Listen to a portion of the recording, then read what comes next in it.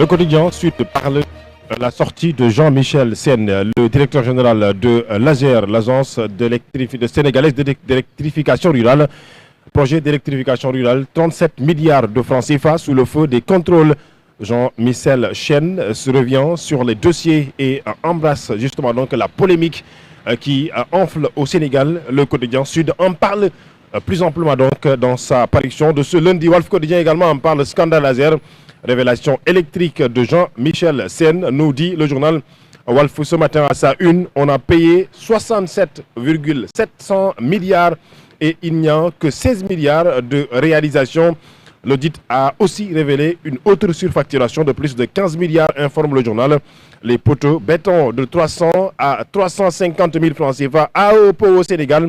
Les facturés à AOPO Espagne à 2 613 000 francs CFA, a informé hier le directeur général Jean-Michel Sène. À la une également du journal Vox Populi, le grand déballage de Jean-Michel Sène qui vilipende Seydou Kane, le sous-traitant également donc qui a en quelque sorte donc répondu le député Thierno Alassane Sall. Si nous avions quelque chose à nous reprocher sur les 37 milliards de francs CFA, nous n'allions donc pas porter plainte, a-t-il dit hier. La République des valeurs de Thierno Alassane Sall ne lâche toujours pas le morceau, il faut donc le dire, tout en pointant les questions oubliées du DG de l'AGER.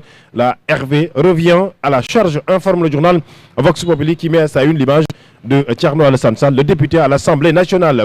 L'Observateur parle de cette question notamment liée donc à l'homosexualité au Sénégal, déferlante de contenus viraux sur les réseaux sociaux. L'Observateur parle de Malick Gakou qui assène ses vérités sur les accusations d'homosexuels. Je tiens à affirmer avec force que je ne suis nullement lié à l'instruction de ce dossier, a dit Malick Gakou, propos repris par mes confrères du journal L'Observateur du groupe GFM.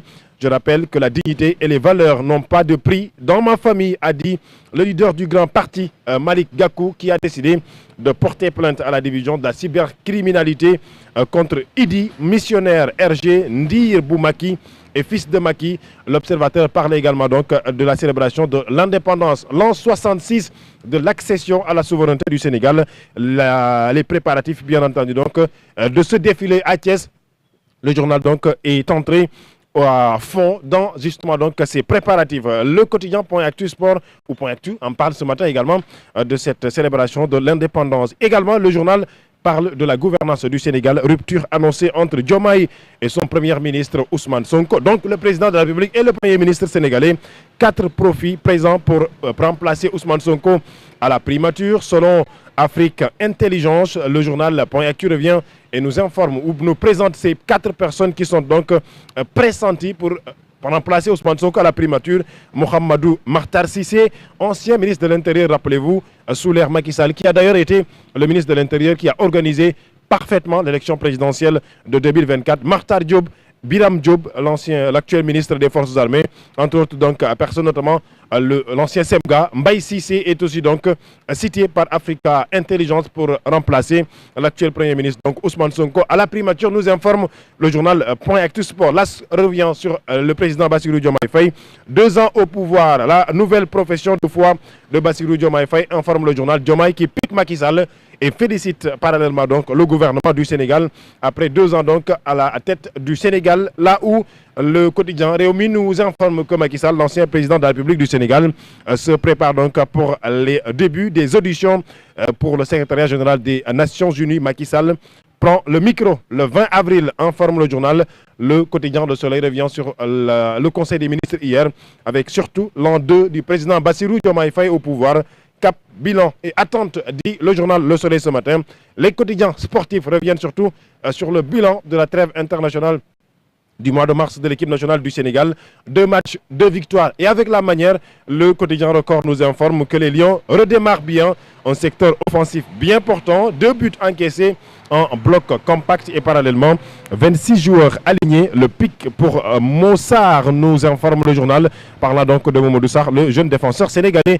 Eh bien, en Point Actu Sport revient donc dans l'actualité sportive avec la Coupe d'Afrique des Nations de basket fauteuil. Les Lions échouent aux portes de la finale avec donc une défaite face au Maroc 47-55. On a aperçu Fatou Abdou Ndiaye des quotidiens parus ce jeudi 2 avril en perspective, bien entendu, de la célébration de la 66e fête d'anniversaire de l'accession à la souveraineté du Sénégal. Et surtout, je rappelle, cette sortie de Jean-Michel Sène, le directeur de l'Agence sénégalaise d'électrification rurale, qui est en quelque sorte, donc, on pourrait dire, qui occupe un centre d'intérêt des quotidiens de ce jeudi, Fatou Abdou. Merci beaucoup, Amine Senghor. Vous êtes ici à Thiès, en face de l'hôtel de la ville de Thiès, Solo Média dans ma ville. Nous sommes là depuis le 29. Nous comptons y rester jusqu'au 5 avril 2026. C'est dans le cadre de la célébration de la fête de l'indépendance décentralisée cette année dans la cité du Rail à Thiès. C'est la fin de cette édition. Je vous rappelle les titres. La Fédération des syndicats des transporteurs routiers du Sénégal reconduit son mot d'ordre de grève. Elle a décidé de prolonger le mouvement pour encore 3 jours à compter de ce jeudi. La fédération dénonce l'inaction de l'État face à leurs revendications. L'affaire Azer, le directeur général de l'Agence sénégalaise d'électrification rurale, sort de son silence. Jean-Michel Sène soutient que les 37 milliards de francs CFA, objet du litige entre AE Power EPC et AE Power Sénégal, seront tirés au clair tôt ou tard. Et puis nous sommes à 2 jours de la célébration de la fête de l'indépendance du Sénégal à Thiès. Solo Média dans la cité du Rail vous a proposé une série de reportages que vous avez entendus. L'Inter, le sport et la revue de la presse ont mis un terme à ce journal. Merci à Mohamed Cham et Diafara Sakho Fofana qui ont assuré la mise en onde de cette édition. Fatou Abdou Ndiaye était la présentation. Et puis dans exactement 16 minutes, c'est la grande édition en Wolof présentée par El Hadji Mansour Diop. En attendant, je serai en compagnie de El Hadji Mansour, de Al-Amin Senghor pour commenter l'actualité du jour. Restez à l'écoute de Solo Média, la force d'un groupe, la clarté d'une vision. Merci à tous d'avoir suivi. Au revoir.